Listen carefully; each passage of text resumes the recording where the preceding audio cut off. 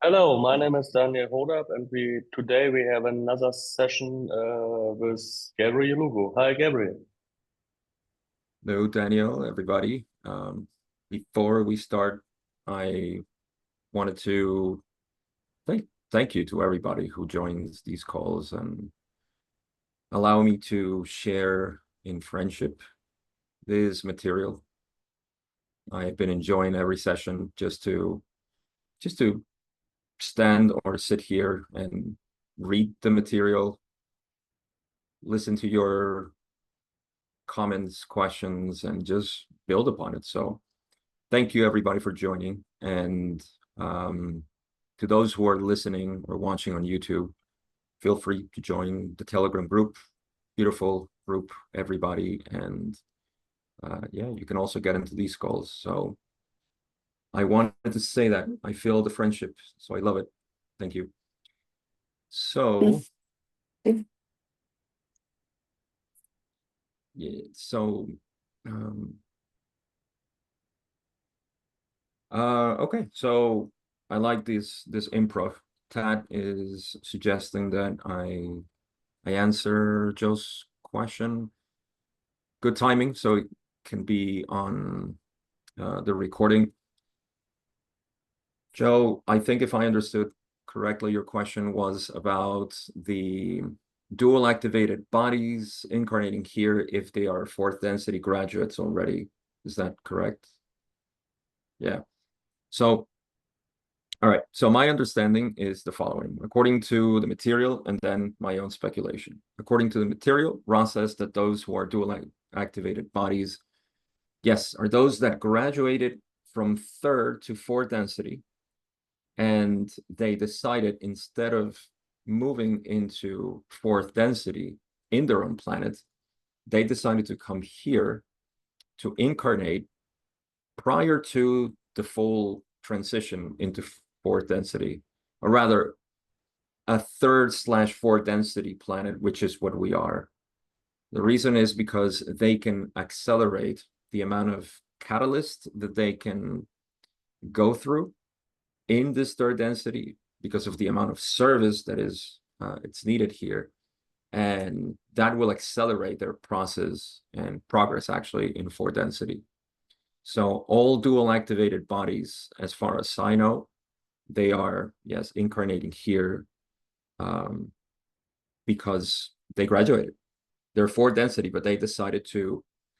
It's kind of strange because we think linearly, right? So we say, why are they fourth density, but they're here in third density? They decided to incarnate as third density in a planet that's already moving in fourth density. So how does that work in time space? I have no idea. But I'm sure that, souls who, I mean, it's the same thing about wanderers, right? Like wanderers incarnate here because they do the same thing. They revisit, or actually they experience new things that they feel that in their social memory complex they were unable to experience. And just a couple of weeks ago, we talked about the catalyst of war, for example, that some entities from another star system, they would travel all the way here. I forgot who did a beautiful interpretation of this, or just a synthesis of this, and just to experience through telepathy, I guess, Charlie Hickson, his experience of war. So wanderers are also enjoying this feast of catalysts that we have. So dual activated bodies is the same thing. My speculation in terms of incarnation and the amount of dual activated bodies that we have is due to the transit or the harvest already starting, and the knowing that billions of people were not going to make it. So again, I just see this as my subjective interpretation, but I feel that it makes sense that if you don't make the cut, and you know that, let's say we're moving from 1981 to 2012, right? This line, if we can see it as a timeline, we know that a lot of them, even if they incarnate again, they're not going to be able to graduate, right? So there is I think somebody mentioned seniority of vibration, might have been Jay. Seniority of vibration allows those who are able to possibly graduate to fourth density. And at the same time, I think this opens up a lot of tickets for other entities to incarnate. And that's why we see an explosion in population. That's my speculation. Also seeing the numbers, which I shared the other day with, I think it was 40,000 dual activated bodies in 1981. According to Kuo now in 2018, it was like over 500,000. So there's a lot of new souls, and that makes sense. Past the harvest, again, this is my speculation. It's not said in the raw material or anywhere else that I have seen. But I think that past 2011, 2012, which was the date that they suggested would be the harvest, at that point, I don't think there's any possibility of third density. Those who can incarnate that are going to have to repeat. That doesn't seem reasonable to me. But again, that's just my way of seeing. Hope that answers the question, Joe. If you have anything else, feel free. Okay, so we will move into session 7. Like I said in the chat, there's a couple of topics here that I'll share as I usually do. I'm going to discuss, read some of the questions or expand on them. There's just a few parts where we can see what I like to go to, which is the heart of evolution, the heart of seeking, and of course, the essence of the law of one. So I'll point those out as we go through. But this is just so you get an idea. Again, the topics that we're going to discuss is the doubling effect, or sometimes called the law of squares, a couple of times in the raw material. The Council of Nine, which is related to the confederation of planets in the service of the one creator. UFO contact, where we will probably spend more of the time today, and Orion and densities. So this is the first time that we talk about Orion group negativity, and it's a beautiful topic because we get into this morality of the universe, something that is unique, as far as I understand, unique in this cosmology, and it's a shocker for a lot of people, and it answers a lot of questions that we usually have. Yes, in terms of why is there evil in the world? There's a purpose for evil, it seems. So here's where we dip our toes for the first time into the negativity of the whole structure of the universe at this point. And looking at the veil of forgetting, we can expand on that. I think I joined the call when somebody was talking about the veil and the thinning. So yeah, we'll get that into the mix. So, okay, I'm going to start with the first question. I won't linger too much on these couple of topics, trying to leave more time for UFO contact, believe it or not, and there's a reason for that. But let's start with the doubling effect, which is the topic that comes out of the first question, where Don says, you mentioned that you were a member of the Confederation of Planets. What avenues of service or types of service are available to members of the Confederation? Would you describe some of them? Now, Ross says the following: I am assuming that you intend the service which we of the Confederation can offer, rather than the service which is available to our use. That's because Don, if you read Don's question, it seems like he's asking what services are available to you, members of the Confederation. So Ross is like, I don't think you mean that. I think you mean the services that we have to offer. So they say the service available for our offering to those who call us is equivalent to the square of the distortion / need of divided by or integrated with the basic law of one in its distortion in the free will of those who are not aware of the unity of creation. This is a very complicated way to say that the service that they have available for humans is, in essence, a sort of formula that depends on the intensity of seeking in our fragmented collective mind. So I would be lying if I tell you I can visualize this. I have no idea how this is perceived in time space, but that's basically what they're saying. The intensity of seeking and integrator divided by the fragmentation of our collective mind. Rosses, or actually Don, in the next question, that he says, from this, I'm assuming that the difficulty you have contacting this planet at this time is the mixture of people here, some being aware of the unity, some not. And for this reason, you cannot come openly or give any proof of your contact. Is that correct? So and we have some background on Yelena thing. Okay, so here's something that we can see from the beginning stages of Don's interaction with Ra and what he was expecting. This will also, we're going to see this theme play out in a couple of sessions, and it eventually will die off, but I guess I just wanted to mention it. So Don's idea was that, okay, you guys want to come here and you want to appear to us and teach us, you know, that's the kind of idea, I guess, that we could, and still now, I mean, people, I still see people who are deep into this spiritual path, and they have this strong attraction to aliens, UFOs, and things like that, and they still feel like there is a contact that needs to be achieved, and that they'll come here and sort of liberate us. You know, that kind of theme is very much prevalent in our society. I'm pretty sure that also translates into old thinking of gods, you know, coming down and helping us and so on.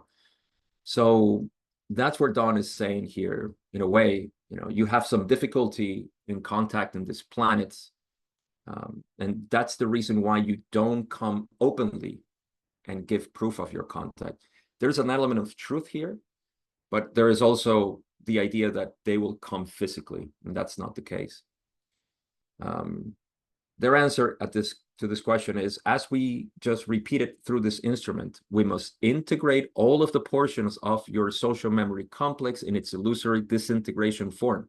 So the second reason why, or the second part of the formula as to how they make contact with us. Yes, that disintegration, that fragmentation of our collective mind. They continue saying, then the product of this can be seen as the limit of our ability to serve. We are fortunate that the law of service, and here's where we get into the law of the squares, but they actually never said law of squares. That was done, although they went with it. But in any case, the law of service squares the desires of those who call. Otherwise, we would have no beingness in this time space at this present continuum of the illusion. So the first part of the formula, that is, you know, the intensity of calling.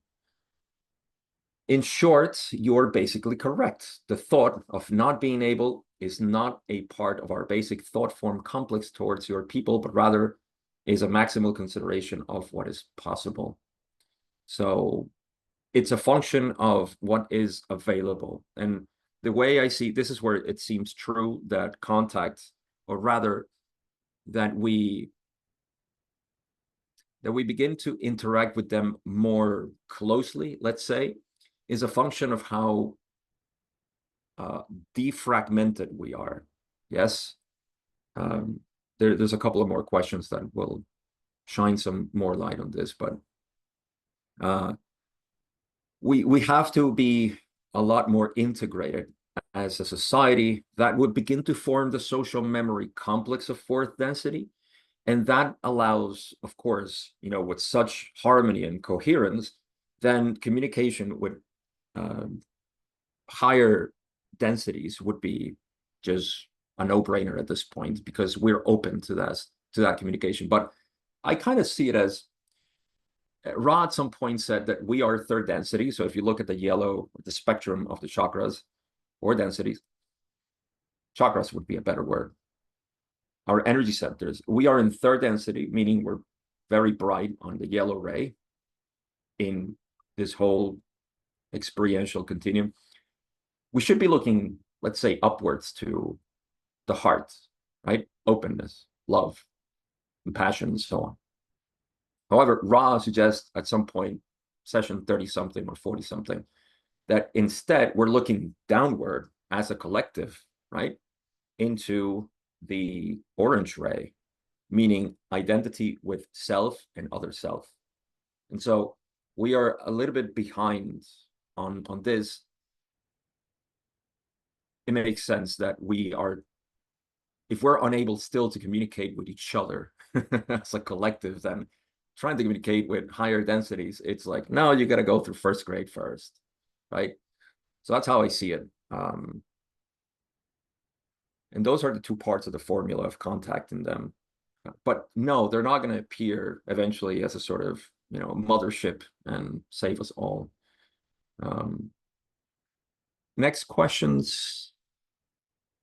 There is here, I'm not going to go through this, but just give a summary of question 3, 4, 5, and 6.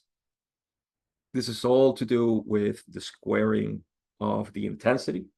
That first portion that they talked about, when people get together and they seek, the intensity of that calling is multiplied exponentially. And so they give basically the square law, which means a good way to put it is, if you know computers, you know that they go in increments of squares. So I had a 16 megabyte computer at some point, RAM, and it increased to 32, 64, 128, 256. That's how it works for each one of us. And it's beautiful that in computer science, it's a binary system. It's a 1 and a 0. It either is or it isn't. And yes, that's the squaring here. I'll leave you to contemplate that and draw some parallels if you're a geek. But that's how it works. At some point, Don suggests if 10 square would be the equivalent of 100, and it's actually over 1,000 if you follow this squaring of doubles. I won't do the math here, but I'll leave it open for the end if you guys want to. Okay. 7.8, we move into the Council of 9, and I'll probably just read 7.8. I think there's something of value here. Yes, beautiful value. And I'll leave 7.9 to you guys to read it if you want, because that's just information about the council per se. And I want to move into the other juicy stuff.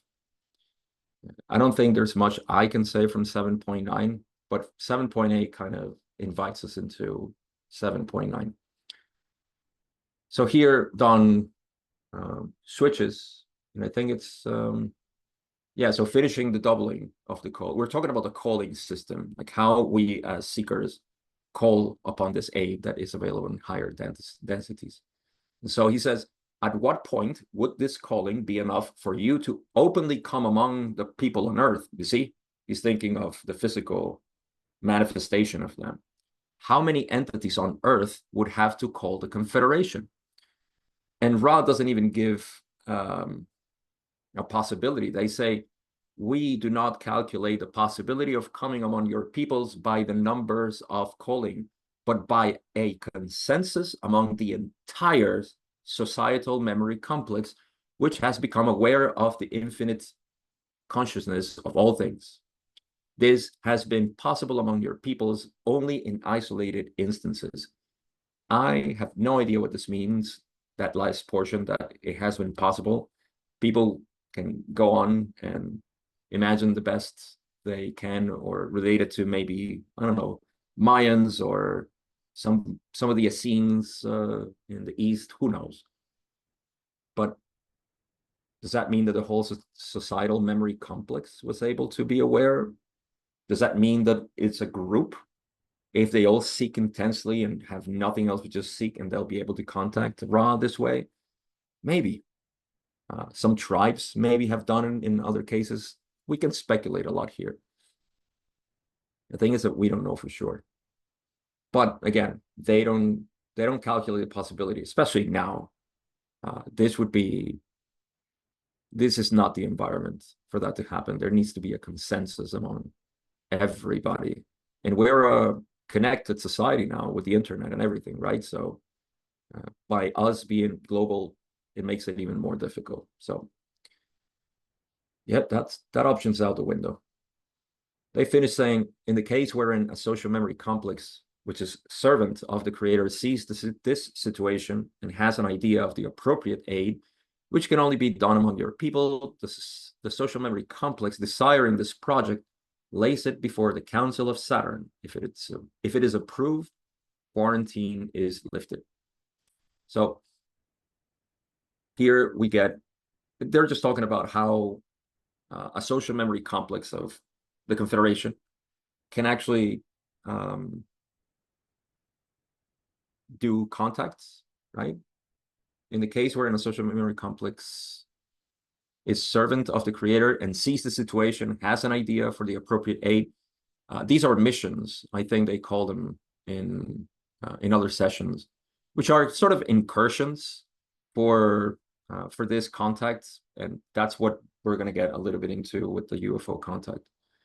But yeah, they say that they have to lay it before the Council of Saturn, and if it is approved, quarantine is lifted. Quarantine is another topic that we'll get into, but yeah, we'll do honor to that at another point. Like I said, 7.9 moves into the council. Information there that I won't read, but I highly suggest, if you're interested, to read that part. It's one of the portions in which they talk about the council. Actually, 9, 10 and 11 are related. 9 is where most of the good info is. 10 and 11 are just about asking if the Council of 9 has been mentioned before by 2 people, and we get those answers.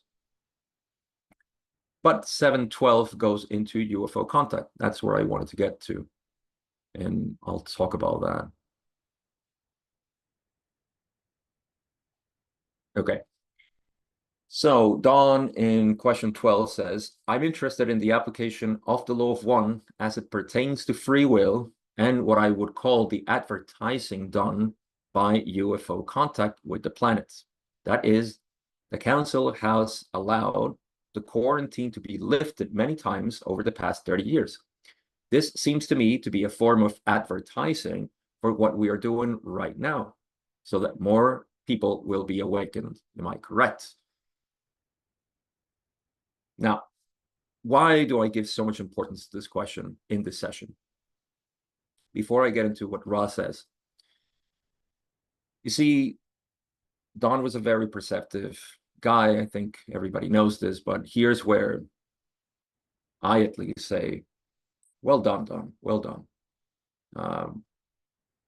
He's asking, okay, I want to know, in terms of free will, why does the council allow these, this, he calls it advertising. I like that. Because for the past 30 years, since the 50s, and even the 40s, there had been some unusual activity in the skies, and people were seeing UFOs and things like that. It's interesting how things work, and I'll try my best to condense all of this in a couple of minutes. But that's what's happening. Don is really interested in this. Why are these UFOs showing up? What does the law of one has to, say about this? Why does it allow it? By the way, when we talk about the law of one, we're talking about the shared being that we all are. That's the law of one. There needs to be no complexity here. It's just, how is it that everything being one, yes, allows for these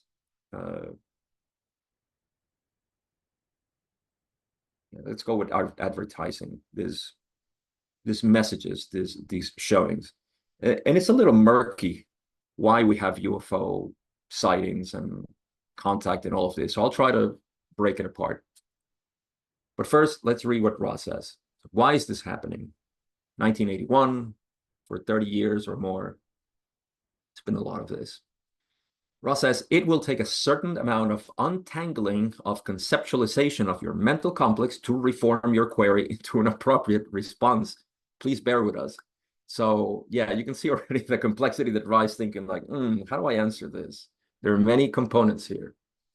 All right, they say, the Council of Saturn has not allowed the breaking of quarantine in the time-space continuum you mentioned. There is a certain amount of landing taking place. Some of these landings are of your peoples.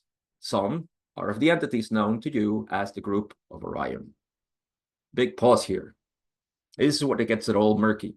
Because when we talk about UFOs, and a lot of people have been seeing them, for what reason, we don't know. There's a lot of speculation. But we do know, and I think it's just one of those things that, especially in this group, I don't have to convince many people, but everybody's already like, come on, let's admit the government has had equipment like this for decades. So at this point, you see UFOs and you say, okay, there they go. So that's what they mean by your peoples. This is the infamous session 8, which we're going to get into next week, where they talk about the secret space program or this whole cover-up. And it's, of course, baffling to Don. He can't wrap his head around that. So, okay, that's the first part. Then there is the Orion group. Well, we know what the Orion group is, but at this point is, what are they doing? So this is not the Confederation, right? Humans with their technology and Orion doing its thing. That's not the Confederation.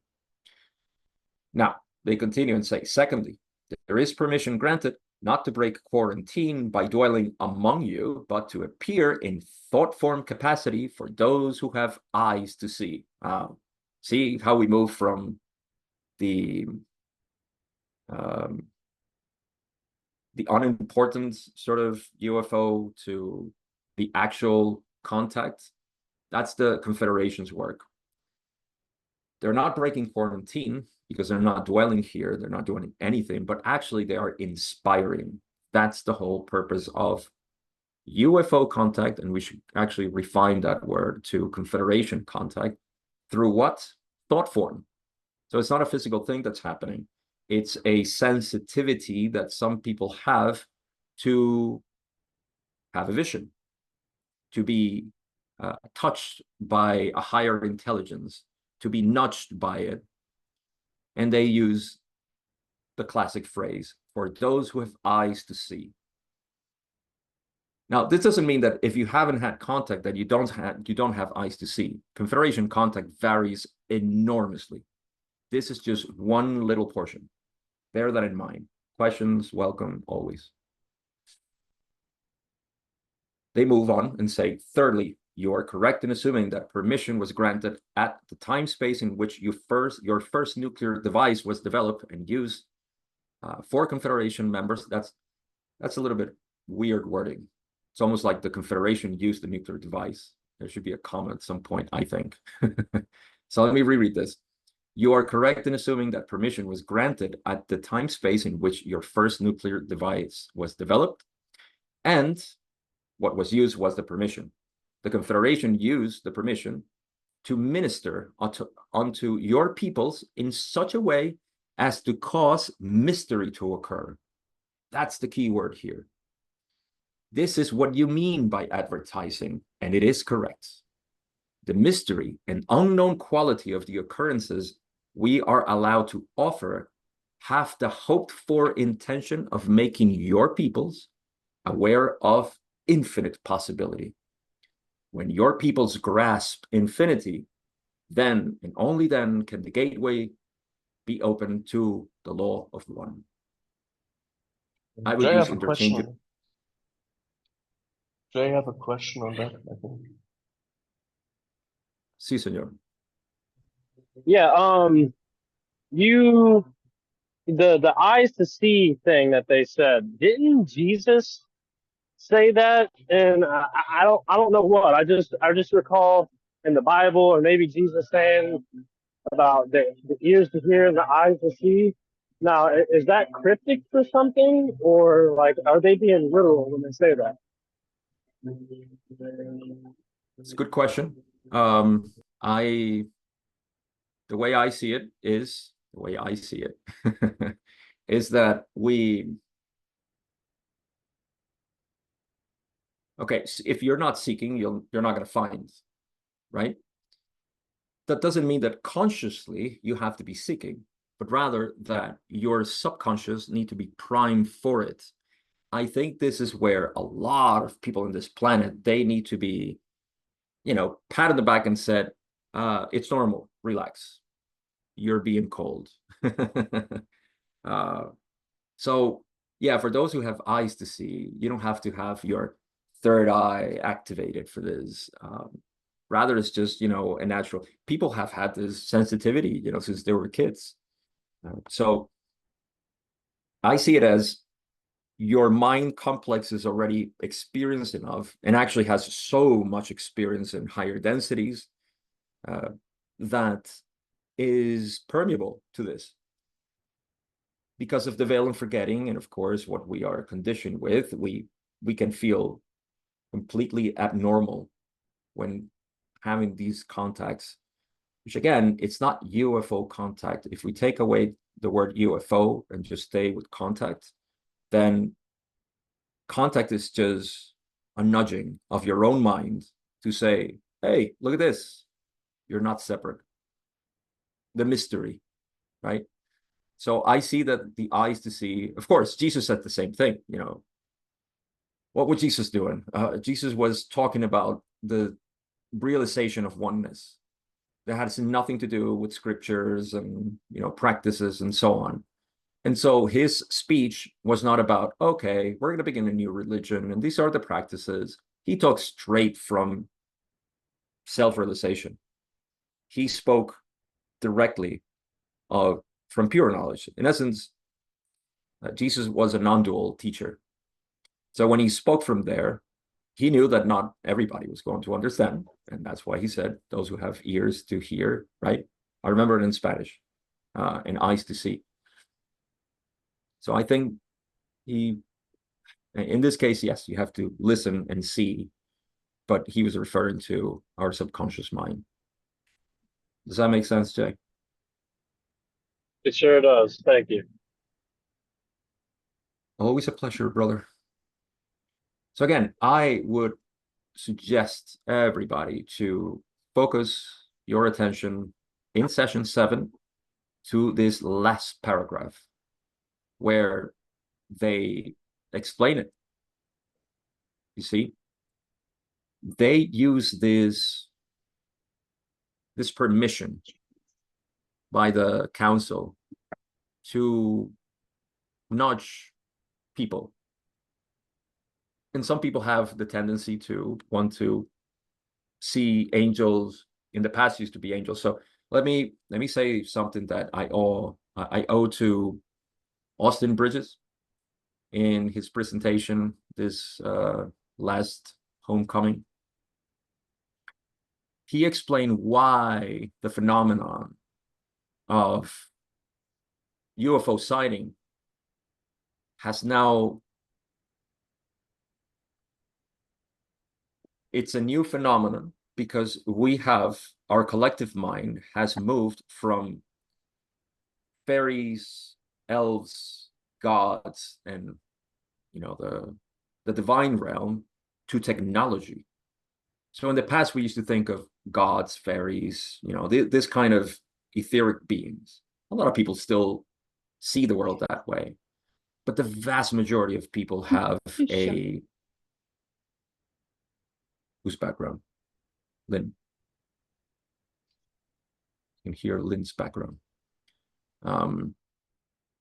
So because our collective mind has moved to technology-based perception, we are seeing, I'm not talking about obviously Orion, and although Orion can also make use of this, but definitely not talking about the UFOs that are physical here, but rather that our minds are we see what we want to see. So a lot of people started to see, oh yeah, imagine technology and we can go to the moon and there are aliens there. We started doing all of this quite a couple of 100 years ago, 200 years at least, right? And we started envisioning this, other civilizations and other planets and so on. So that has taken our collective mind, science fiction and all of this.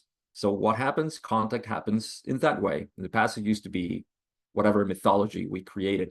Our current mythology is to believe that there are, green people out there. And there is, yes, there's always an element of truth. It's true that there are other entities out there, but you get the whole point, I hope. So, yeah, that's the nature of UFO contact and sighting, as far as Ra explains. I'll keep reading the next couple of questions. In question 13, Don says, you mentioned both our people and those of Orion coming here. Can you expand on that? But Don apparently doesn't ask the question right. And Ra says, your thought complexes did not match your vibratory sound complexes. We are unable to respond. Please restate your query. So this is what leaves, I think, for session 8, the question about our people doing some landing here, UFOs and so on. Because Don skips that part and says, I'll just ask about Orion. You mentioned Orion as a source of some of the contacts of UFOs. Can you tell me something of that contact, its purpose? So, yeah, that's why we leave the question about, what do you mean by people, our people, causing this UFO contact or sightings? And he moves into Orion. Let's talk about Orion. Ra says, consider, if you will, a simple example of intentions which are bad, good. This example is Adolf Hitler. This is your vibratory sound complex, meaning that's the name you give it to him. The intention is to presumably unify by choosing the distortion complex called elite from a social memory complex and then enslaving by various effects those who are seen as the distortion of not elite. There is then the concept of taking the social memory complex thus weeded and adding it to a distortion thought of by the so-called Orion group as an empire. The problem facing them is that they face a great deal of random energy released by the concept of separation. This causes them to be vulnerable as the distortions amongst their own members are not harmonized. I know that this is the first time in the raw material.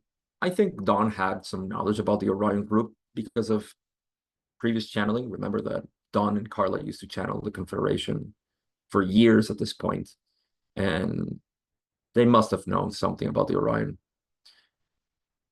group, or sometimes they call it the Orion Confederation. But here they're kind of explaining what the Orion group is. We're talking about the negative path here. And this is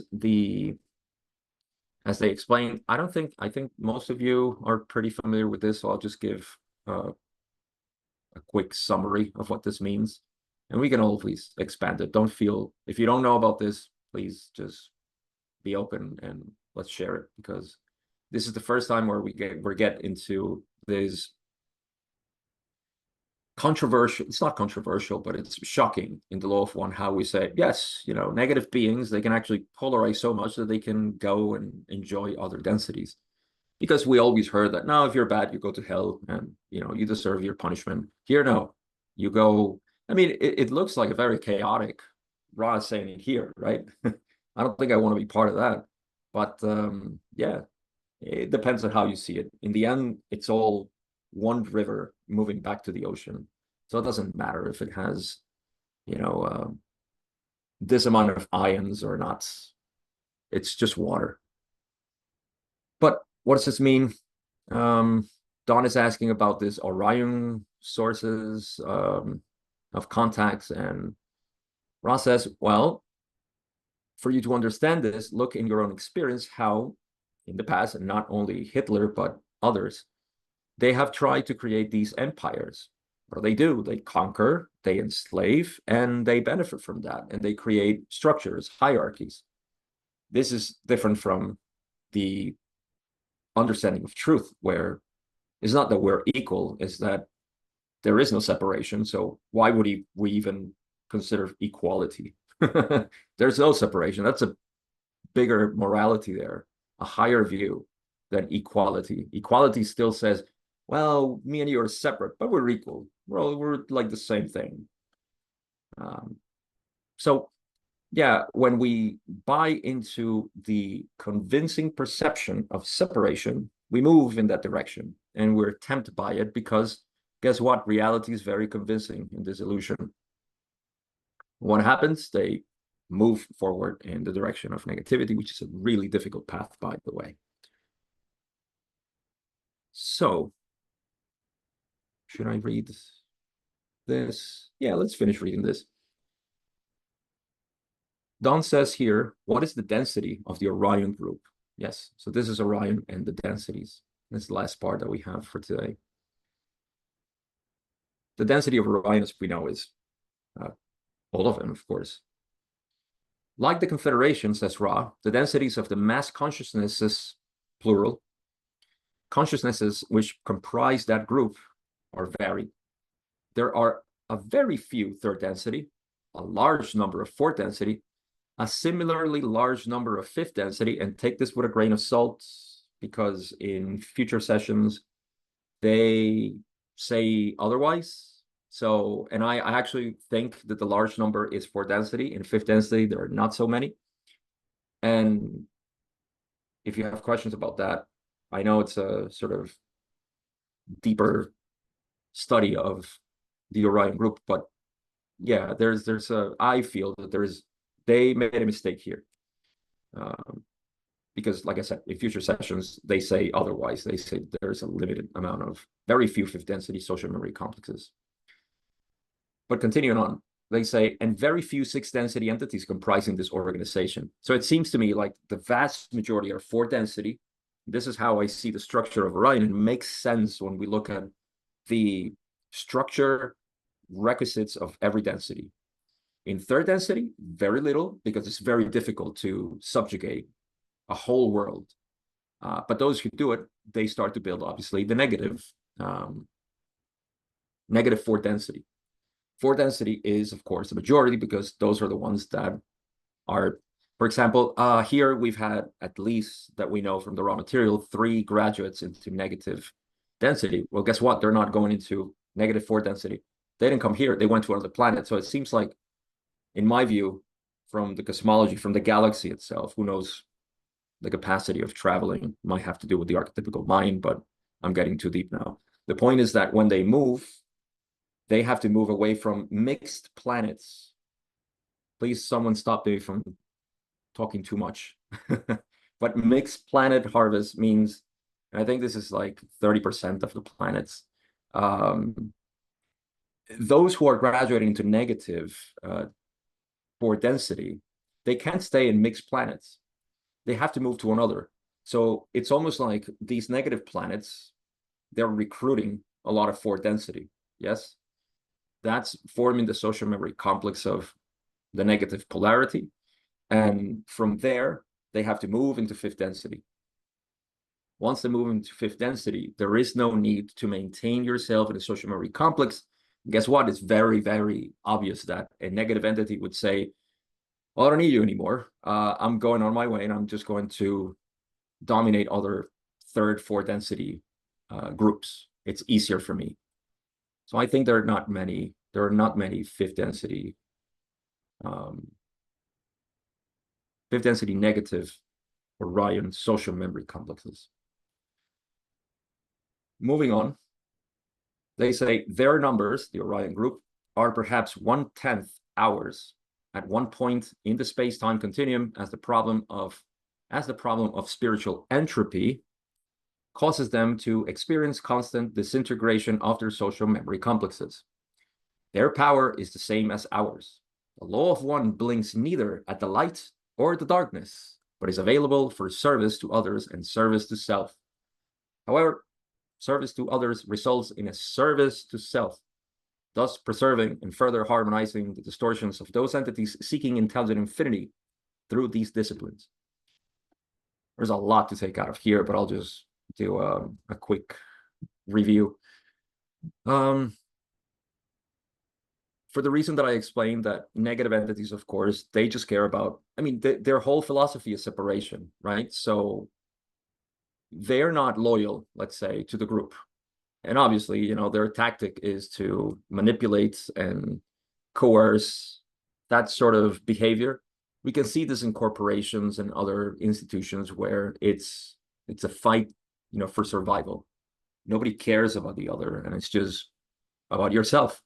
So we have these small, I guess, snippets of what negativity is in our organized institutions. And that's what Ra is saying here. There's a lot of entropy here. However, their power is the same as ours. Why? Because aren't they the creator? And aren't they getting in touch with intelligent infinity? And this is the part that I love. I remember 4 years ago, I titled this, I think it was, now I'm embarrassed because I don't remember the title, but it had something to do with the dark side of the law of one. And that's the truth. The law of one does not care about positive and negative. The law of one has no idea about polarity. The law of one is simply unpolarized. It's pure awareness. It cares absolutely not about anything. And at the same time, everything is itself, so it cares about itself. And so it feeds, obviously, and allows everything to happen. This can be very shocking for our morality, whatever that may be. But this is not something new. This is, in my limited but lovingly attraction to Taoism, this is what it's presented there, especially in Zhuangzi. So I deeply resonate with this. In any case, the law of one service is everything. Here's another really cool thing that I mentioned in my last video not only in time, but completely in my 230 episode law of one coverage. I talked about why I began, this small parenthesis, why I began doing all of this, like covering the material. And the truth is that I did it for myself. It seems like I did it for others to put it out there, but I did it for myself. And that's because I just needed to express this. I needed to do it. It so happens that when you listen to yourself and you just do what you want to do, that's called service to others. But you have to recognize, right, that you're also doing it for yourself, for this self, not the ego self, but this for the self, that which is coming through, and you cannot ignore it. Is anybody here familiar with Friends? Those who have, yeah, Joe. Anybody else watch Friends? There's an episode, if you remember, made me think of this, where Phoebe wants to show Joey selfless action. And every time she tries, Joey says, "What? Didn't you get satisfaction from that?" So it's impossible for her to do a selfless action. And that's exactly what this is. You can't do anything that, and the beauty of this is that I think Ross says it at some point. I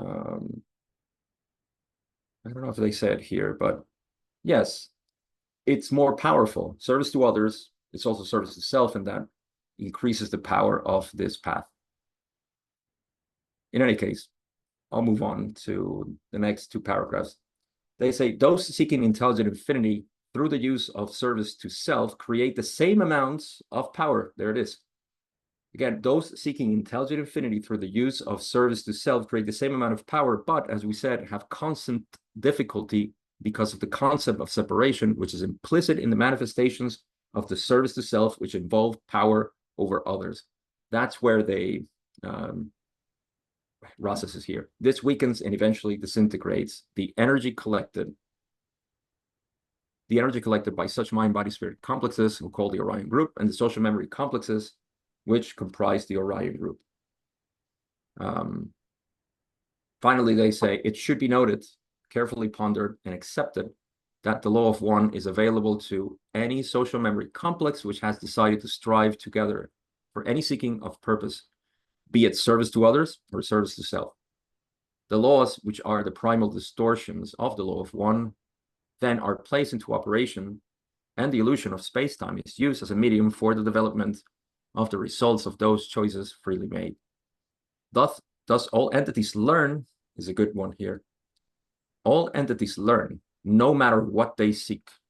All learn the same, some rapidly, some slowly. This could be applied to individual differences. Some learn rapidly and others slowly. Same thing if you look at the macro of service to others, they learn rapidly, pretty fast. And I'll give you an example of this. Negatives, they learn slowly, but they eventually learn. Quick example. Why we learn fast. When we choose the positive path,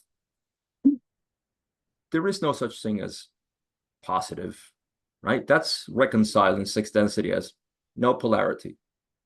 But the positive is recognizing the truth. Here's the example, because we talked about computer science.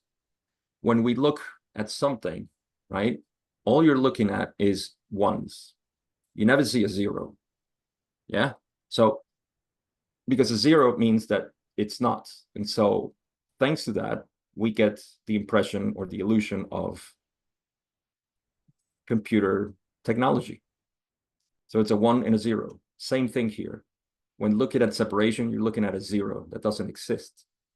And yet you can build upon that to a certain point. Eventually, you have to unite to the 1, if that makes sense.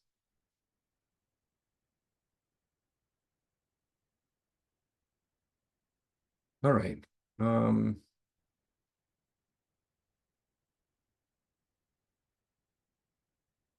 think we can cover these last 2 questions. In question 16, Don says, using as an example a 5th density group or social memory complex of the Orion group, what was their previous density before they became 5th density? Well, this is sort of elementary at this point, but I'll read it. The progress through densities is sequential. A 5th density social memory complex would be comprised of mind-body-spirit complexes harvested from 4th density. Then the conglomerate or mass mind-body-spirit complexes or complex. Thus, its melding and the results are due to the infinitely various possibilities of combination of distortion. So that's the sequential movement of densities. And finally, Don says, I'm trying to understand how a group such as the Orion group would progress. I was of the opinion that a closer understanding of the law of one created the condition of acceptability, moving, say, from our 3rd density to the 4th in our transition now. And I'm trying to understand how it would be possible if you were in the Orion group and pointed toward service to self or self-service, how you would progress, say, from the 3rd density to the 4th. What learning would be necessary for that? This will be the last question, says Rob. And they say, you will recall that we went into some detail as to how those not oriented towards seeking service to others, yet nevertheless found and could use the gateway to intelligent infinity. They're referring to session 6, first question. We covered it last week. Remember when we talked about those who can heal because they have a random opening to intelligent infinity, and yet they don't have a selected path, let's say, right? So they're recalling that. Remember that? Okay. This is true at all densities in our octave. We cannot speak for those above us, as you would say, in the next quantum of or octave of beingness. If you guys want to plunge into this one, that'll be fun. The next octave. But even Ra says we cannot speak for them. This is, however, true of this octave of densities, the one we're aware of. The beings are harvested because they can see and enjoy the light love of the appropriate density. Those who have found this light love light without benefit of a desire for service, nevertheless, by the law of free will, have the right to use that, the use of that light love for whatever purpose. Also, it may be inserted that there are systems of study which enable the seeker of separation to gain these gateways. In other words, there are trainings and possibilities for people without any desire for service to others to open the gateway to intelligent infinity. Why? Because they are the creator. And so they notice, and put it this way, the creator is having fun with separation. I know. It sounds strange, but that's the truth. There's only one awareness. Nobody else is doing this. There is no good and bad. There is no battle of good and evil and so on. That's it. And in this model, we see why. Oh, sure. In our ignorance, we can open the gateway to intelligent infinity and enhance this idea of separation. That seems fun for a lot of people. This study, and they continue, it's the last paragraph. This study is as difficult as the one which we describe to you, but there are those with the perseverance to pursue the study, just as you desire to pursue the difficult path of seeking to know in order to serve. It's equally difficult in both cases, positive and negative. Hi, Kitty. The distortion lies in the fact that those who seek to serve the self are sweetheart. seen by the law of one. Hi, Lynn. Is that Lynn? No. Somewhere else.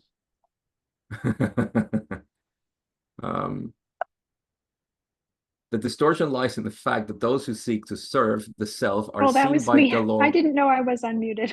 Sorry. BJ, Hi. I was talking to my hello. kitten. I'll shush now. I'll take the greeting for me as well and everybody. We're almost at the end. No worries. The distortion lies in the fact that those who seek to serve the self are seen by the law of one as precisely the same as those who seek to serve others, or are all not one. Ooh, that's the mic drop, literally, for the session. To serve yourself and to serve other is a dual method of saying the same thing, which is to serve the creator. If you can understand the essence of the law of one, yes, that's it. For anybody who has doubts, that's the answer. Are not all one. To serve yourself and to serve other is the same thing of saying we're promoting or creating experience for the one, which is me, I, the big I. All right, Rod did the mic drop, and I'll just do my mic silence. Thank you very much, Gabriel. If anyone have a question or want to comment on the session, feel free to do so now. Yes, I have a question. Sorry, Gabe. Just going back, I can't find put up my hand, by the way. I don't know where it is. I've looked and I can't find it. Anyway, so I waited till the end. But I wanted to ask you about, Ra said that there were a certain number of third density on Orion. Well, if third density is the choice, aren't they at a bit of a disadvantage being on Orion? Let me ask you, why do you think that the choice would create a disadvantage for Orion? Because I guess it's so heavily negative influenced. So the people there, or the entities there, I should say, I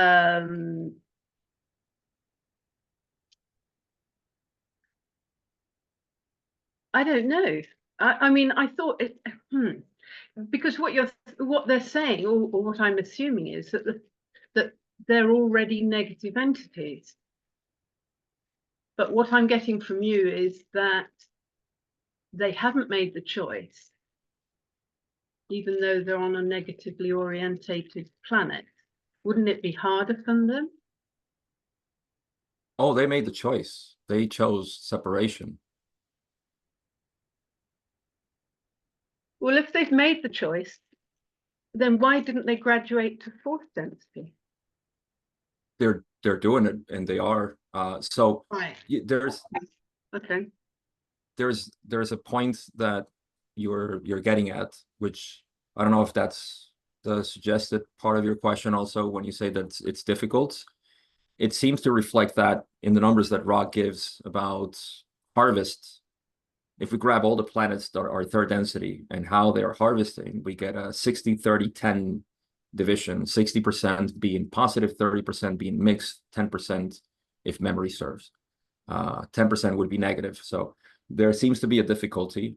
And I think it's because as hard as this veil seems to be for whatever other Lagos structures we have on the galaxy or across galaxies, is not so terribly dense that we can buy, right? 90% of the planets are not really buying it. So it's difficult. But those, yeah, let's take a planet that is within that 10%. What I see happening is that, I mean, let's take our own history. Imagine that some empire would have succeeded at some point and started not only totally dominating everybody in the planet, but conditioning that the way to move, to progress spiritually would be, you know, this structure. I can't really imagine what a planet like that would look like, but it seems very possible, right? So it's the achievement of the empire to subjugate a whole planet into a structure in which everybody is doing what it's not doing what you're told, but rather also following the philosophy. So I think, yeah, you're right that it's difficult, but the choice, third density is the choice. And that's why we get mixed planets. And lo and behold, we live in a mixed harvest planet where there are entities being graduated into fourth density negative. They made their choice. They follow that. They graduated. The same thing happening with positive ones. So it would be positive. It would be possible to graduate to fourth density positive from Orion. What do you mean from Orion? Well, okay, so I'm assuming, maybe I'm assuming too much, but if you're third density on Orion and you die, or you come to the harvest, then you can make the choice. I don't know what I'm saying. I'm thinking that it must be possible for them to graduate to positive as much as negative. Well, yeah, actually, there's one thing. Yeah, so look at Orion as a philosophy, right? Just like the Confederation is a philosophy. Okay. And individually, we can move. You know, we can make the choice. Where do we want to go, positive or negative? I think, unless you mean a negative planet, like a fully negative planet, I don't know that on the negative planets, positive entities can graduate. They may not have the possibility. Ra talks about this in higher densities. So maybe in third density, it's not possible either. But in the case of a mixed planet, at least we know that both can graduate. And I would say that in a positive one as well. I think that Ra came from a planet that it was mostly positive, and from that positivity, they had two entities that graduated to the negative. So yeah, unless we're talking about a strictly negative planet, that I couldn't say if positives could graduate into fourth density. But on a mixed planet, yes. And that's the idea of choice. Choice is just, it's an individual choice, but it seems like the whole planet may have an impact on the possibilities of that happening. Okay. Thank you. Sure. Thank you for your question. I think BJ wanted to comment something or have a question. He's still there. Okay, then we go for Suvan. Hi, Suvan. I want to comment. First, Orion is a star system, is not a planet. within the Orion system, there are probably many stars and many planets. If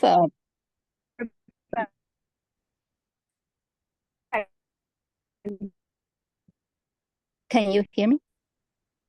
I can hear you. Okay, so and I think even a planet polarized negative, there still can be social memory complexes graduate positive. Just like in Earth, basically, there's kind of two polarizations. Like the planet itself can polarize negative or positive, and the social memory complex on the planet can polarize negative or positive. So on Earth, the Earth have already polarized positive.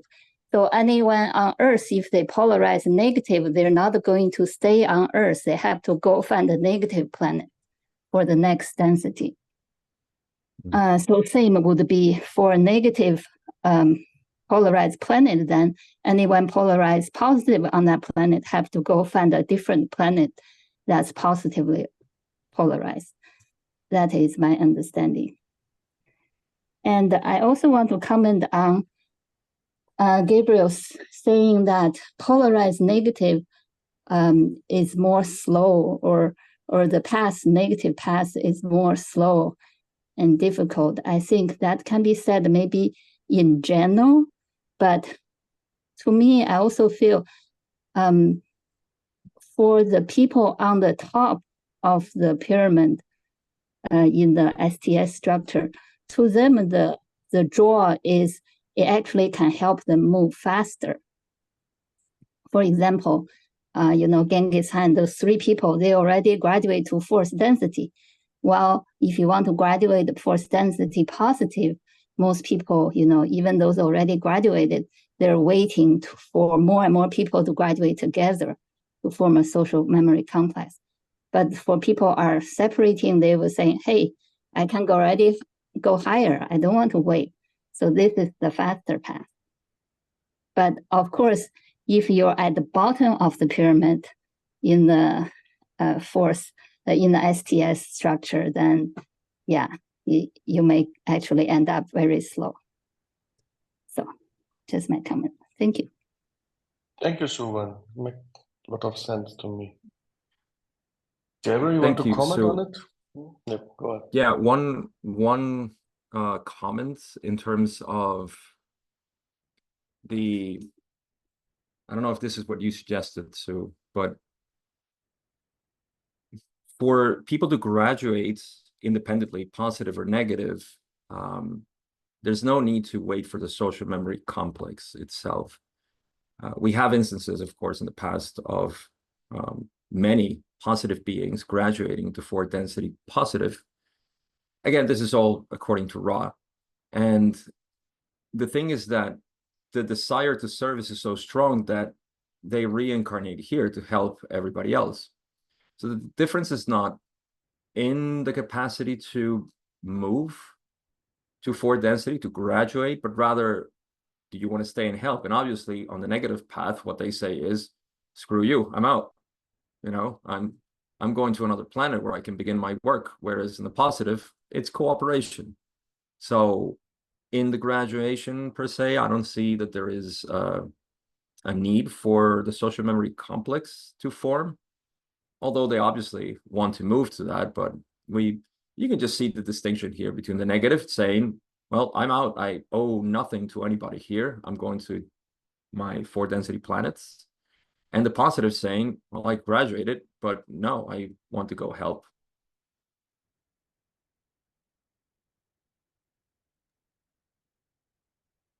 Okay, thank you, Gabe. We have a lot of other questions, and first Jay and after Andy. Okay, so I know the information is very limited on what I'm asking, but there's only a few things left in the raw material that actually still pique my interest, and one of them is the next octave. So I would like, if you could please, to explain what you know about the next octave. Like what is it supposed to be? What is it about? just any insights you can give on that in general. Yes, yes, I will. Give me 1 second.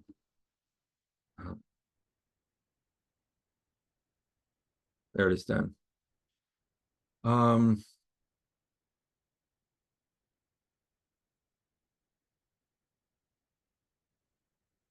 This may be a very simplistic example or analogy, but we can expand on this.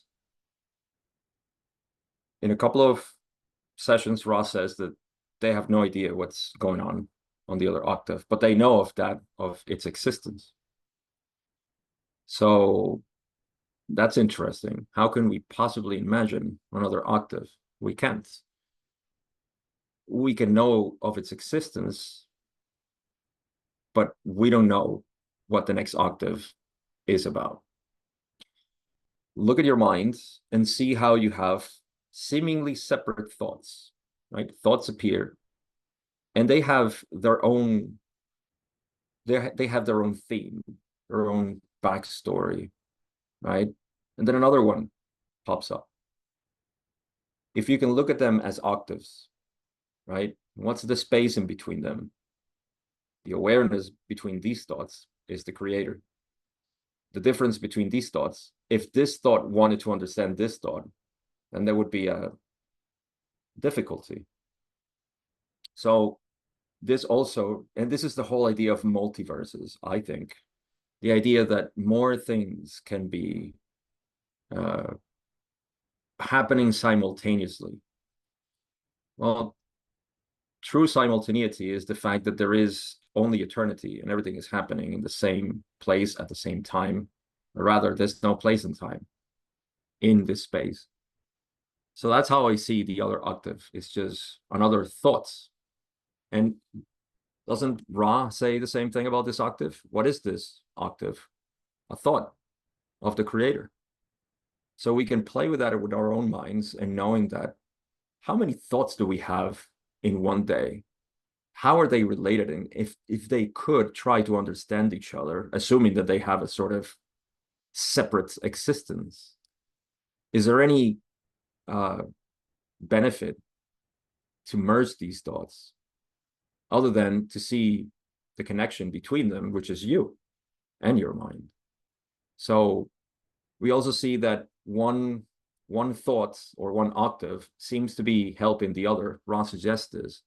That seems to be very similar to how this thought complex that we have can have harmony with the other. And so it seems to help the other. It's looking for harmony between the same medium of mind. So the same thing could be happening between octaves. That's just my speculation. A beautiful explanation. Okay. Thank you, Gabriel. Yeah, and just one more thing. Raw knows of the next octave because if I remember correctly, they've been contacted by other entities in the next octave. That's how they know of its existence. Yeah, there's this, I can't remember where it is, but they mentioned something about I think they're talking about how there are, I don't think they said teachers, but they were talking about 7 density, and that even from the other octave, there's being, a distillation of aid or help. And yeah, this is how they mention. They cannot know what it is, but they kind of see, the interrelationship. That really escapes my capacity of imagination. But yeah, they do mention something like that. Thank you. Thank you very much, Jay, Always for the welcome. question. Then we go to Andy, and after Josh have a comment on Jay's question. Andy, go ahead. Yeah, well, I was going to ask about graduation and Genghis Khan as the shipping clerk, but I'm wondering if it might be better for Josh to go first because it's more of a follow-up, so we've got some continuity. Yeah, good idea. Josh, go ahead. Thank you. Yeah, thank you so much, Gabe, for putting this session, and thank you everyone for being here. Learned Big a hug, lot, Josh. love it.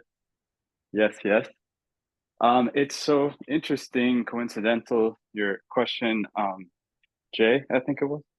Last night at the reading session, we studied session 82, where Ra actually used the phrase harvested consciousness, meaning of which is being brought forward to the next octave of experience, meaning the octaves are infinite. It's a cycle of kind of big bang and big crunch, of unity slash infinity in its timeless state, big banging out into the light, into the physical illusion for the first from first to seventh density, the creator experiencing itself in infinite novel ways in this constant feedback loop, further experiencing itself. You could think of it as like thousands and thousands of gigabytes and terabytes and petabytes of data being generated, taking all these photos and videos. The creator is experiencing itself throughout the seven densities. And then as the toroidal shape of existence comes closer and closer together, attracting toward the great central sun or black hole, attracting toward the seventh, eighth density, where the spiritual gravity significantly increases in seventh density, bringing, as it approaches unity, or the next, eighth density, that thousands and thousands of petabytes of data is distilled or concentrated down to like one JPEG or one byte, from an ungodly amount of data all the way down to one small little seed, which is carried over, is the harvested consciousness. All is consciousness. Consciousness is the building block, is the foundation of everything. That's like the fabric of the creation, is consciousness. And all this experience comes distilled into a seed, which is then carried through to the next octave by the guardians, who are opening and closing the portal or door or threshold between the octaves. And that seed can then expand and bloom, like those little toys where a little thing, you soak it in water and it grows and expands out, or a seed becomes a tree. So that's just the discussion we were having yesterday that I figured I would share. But yeah, harvested consciousness brought through. And in that was session 82. In another session, they mentioned, I believe they mentioned that the logos carried through the archetypes, or some rudimentary version of the archetypes, and then also polarity of man and woman, positive, negative, etc., etc. Just the concept of duality and some rudimentary function of the archetype. Sorry for speaking so much. I'll shut up. Thank you. Thank you very much for sharing it with us. Gary? Yeah. Well, first, Josh, thank you for speaking so long and contributing. It allows me to just like we did in Philadelphia before, we moved back and forth and we started building upon each other. I'll never forget that.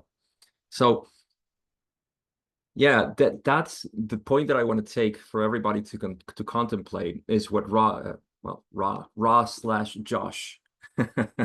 saying here, with the harvested consciousness of the experience of the creator. Forget about the creator as that guy out there. This is the creator. Yes. And so I want to draw an analogy here, keeping up with the mind.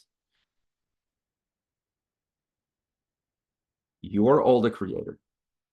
The creator is not a thing, is what experiences experience. Forgive my redundancy. So you have an experience, and I'm just going to objectify a couple of things. You have the experience of family. You have the experience of sexuality. You have, every one of you have an experience of relatedness with the environment, and so on. This is a constant stream of experience, right? That you see as thoughts. If when I mention these words, you already got a snapshot of what it is in your mind. All of them, your relatedness, sexuality, family, etc. I can go on, and I just want to objectify some streams that you can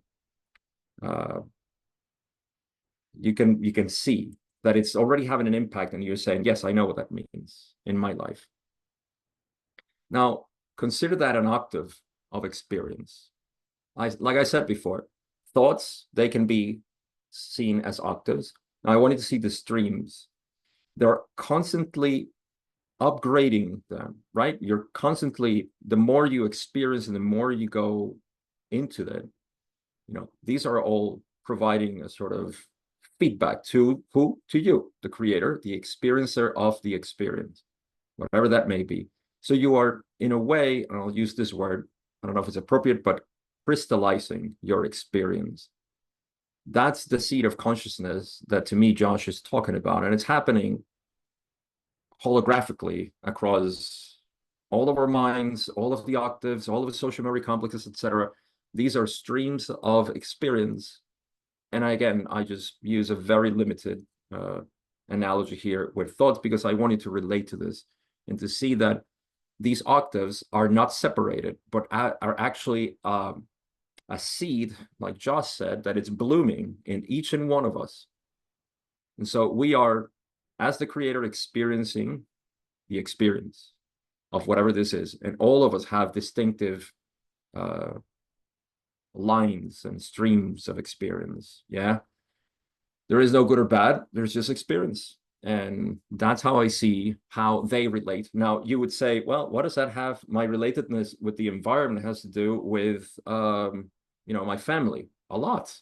You can see how they're all interconnected, and it makes up what you call your life.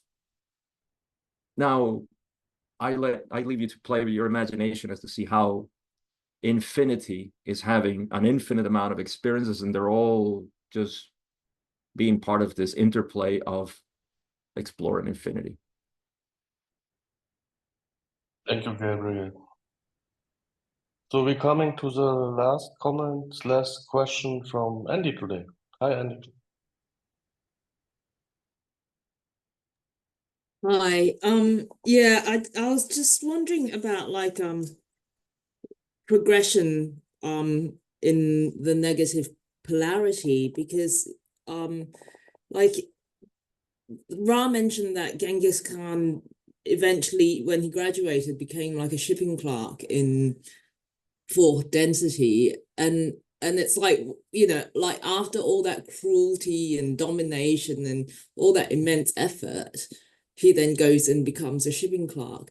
So within fourth density, would progression sort of be dependent on the results and the success, or is it more about conscious working? So, if someone might not get very far in terms of being able to dominate someone else, but they spend 99% of their time thinking of how they can control and dominate, will that lead to progression then in the negative, or do we need results? I think, first, thank you for the question, Andy. I think both.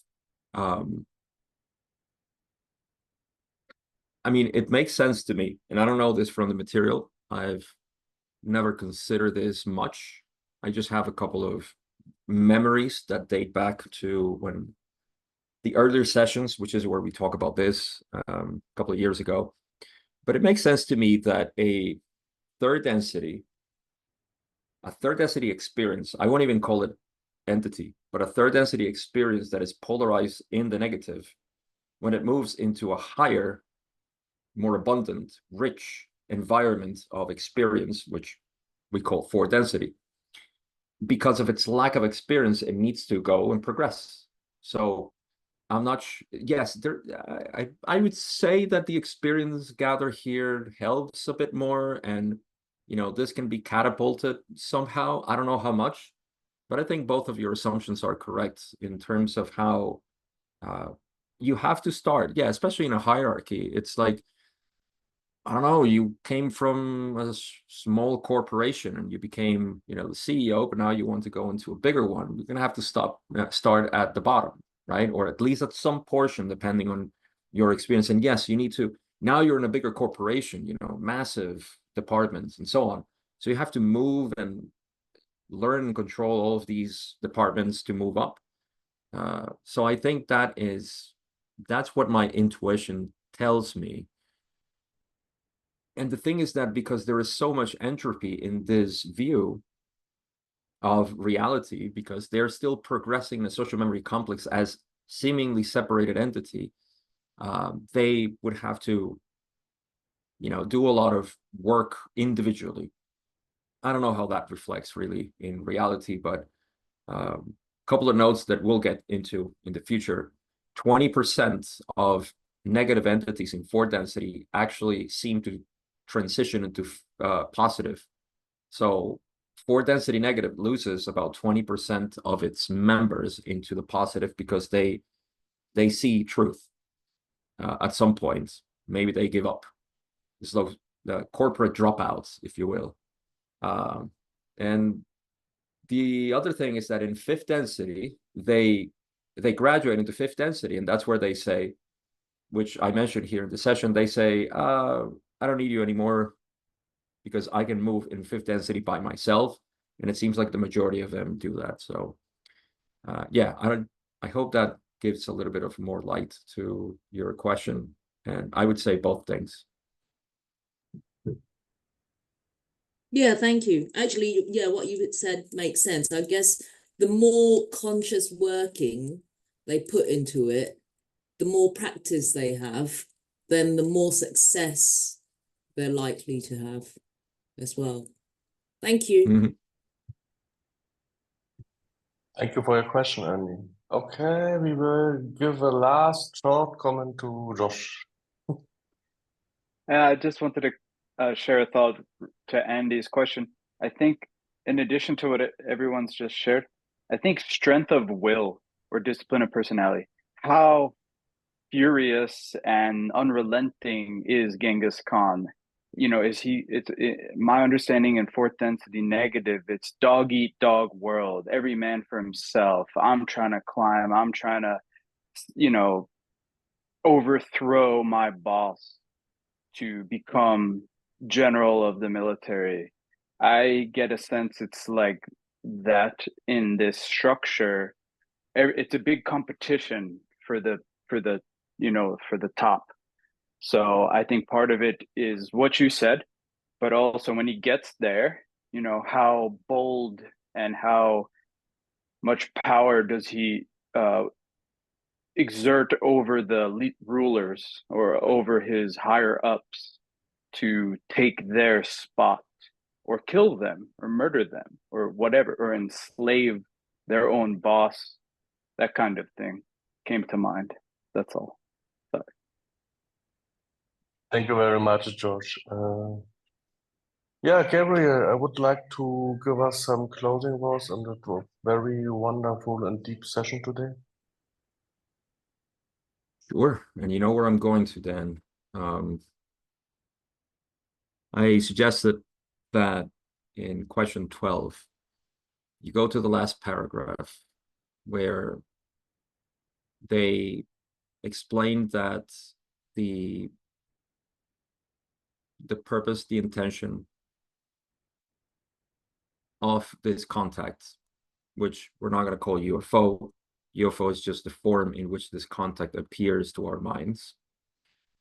But rather than this contact, which is pure inspiration, that inspiration always goes into the mysterious, the mystery of reality. biggest mystery in reality is that which cannot be explained by the mind. And it so happens that that is you. Every time you try to explain or define yourself, you fall short. You know, you're never satisfied. Moving this seeking of mystery to its depth, which is the self,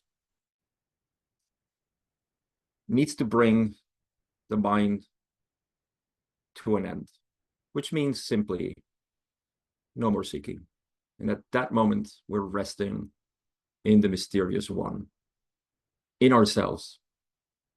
No qualities, no shapes, no definitions or delimitations.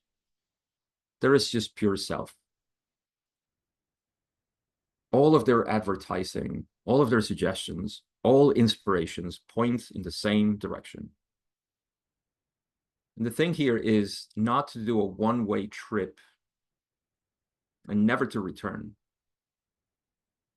It's to allow that one-way trip, or actually round trip, to happen, because you go there and through this realization of the mysterious one, which you are, you see the interconnectedness of everybody else through this. And this is not a commandment that you have to see, you have to experience it. That's what they're all pointing to. That's where all traditions are doing. On the other hand, when we talk about the negative, they're pointing at the defined being and trying to catch water with your hands and hold it and expect not to go away. That's the entropy. It'll move away. You cannot take hold of yourself. Those are the two paths. That's why it makes a lot of sense to just go into ourselves. That's the positive path, or it's just the path of truth. And I would leave all of you just contemplating this. No identity, no definition, just pure naked you.